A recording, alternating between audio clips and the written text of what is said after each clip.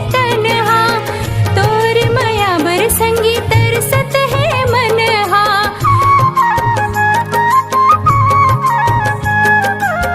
नदिया की धार